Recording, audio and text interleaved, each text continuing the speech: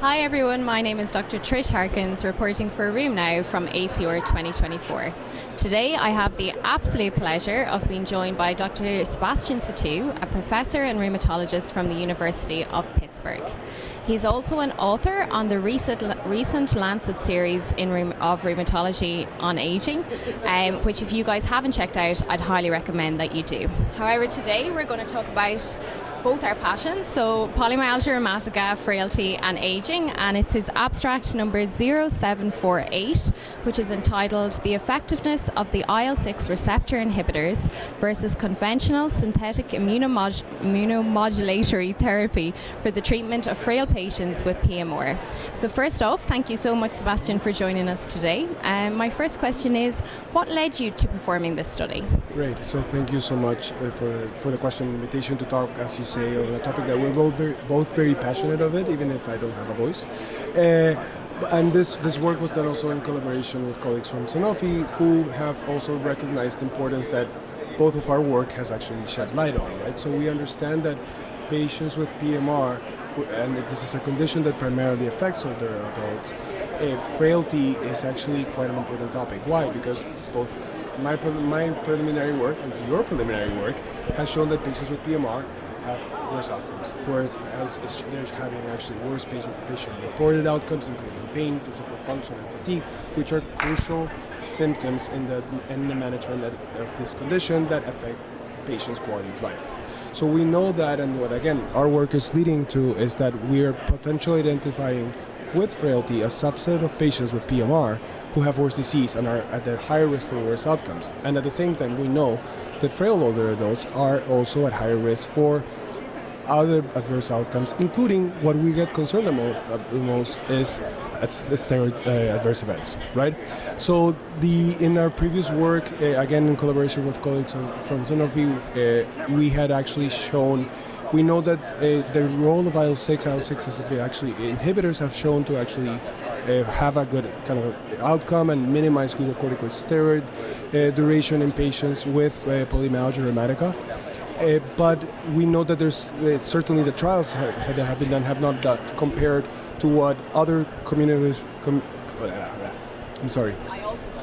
Yeah. The conventional synthetic immunomodulatory. Yeah. The conventional immunomodulatory therapies such as methotrexate, which are still what I think in the real world, and some of my data and some of the other kind of investigators in Europe or other parts of the world have shown that are commonly used. So comparative effectiveness is certainly important. I think it's something that we're more and more getting into our world in rheumatology, and that was the interesting thing. So we had previously shown in other work that IL-6 inhibitors, and this was again prior to the authorization of sarilumab use in the US, shown a better effect with regards to glucocorticoid steroid duration compared to methotrexate.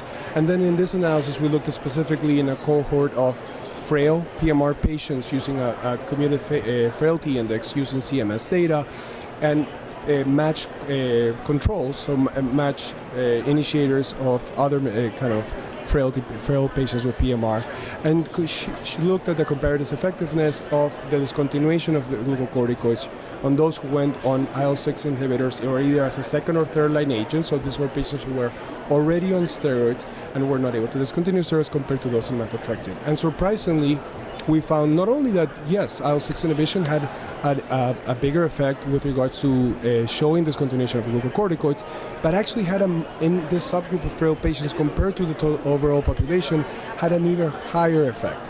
So over 2 times frail patients with PMR who were started on an IL-6 inhibitor as a second or third line were actually over 2 times more likely to discontinue glucocorticoids compared to those with methotrexate. And the interesting thing as well for this is that we know that IL-6 is a crucial inflammatory cytokine in the pathophysiology of PMR, and it's also for frailty and other adverse event outcomes of aging. So it kind of marries again and personalizing treatment in these patients who are certainly at a higher risk for adverse outcomes. No, it's just amazing, and it actually has tangible benefits for our patients, which is great as well. So even just to conclude, what do you think this will mean for our clinical practice of our PMR patients moving forward? So I think we're recognizing more and more, one, is that frailty is prevalent in patients with PMR, again, which makes sense given the population that is affected by this condition.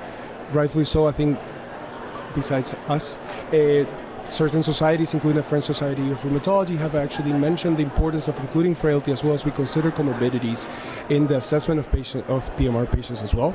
And I think it is potentially showing light into how to personalize the care, improve outcomes of patients with PMR outside of the usual concepts or constructs of rheumatology, with frailty being one that is particularly relevant not only for the disease but the patient, the age group that is affected by this condition. Absolutely. Well, thank you so much. It's a really exciting time for PMR. Thanks for listening today, and follow Room Now for more updates on ACR 2024. Thank you so much.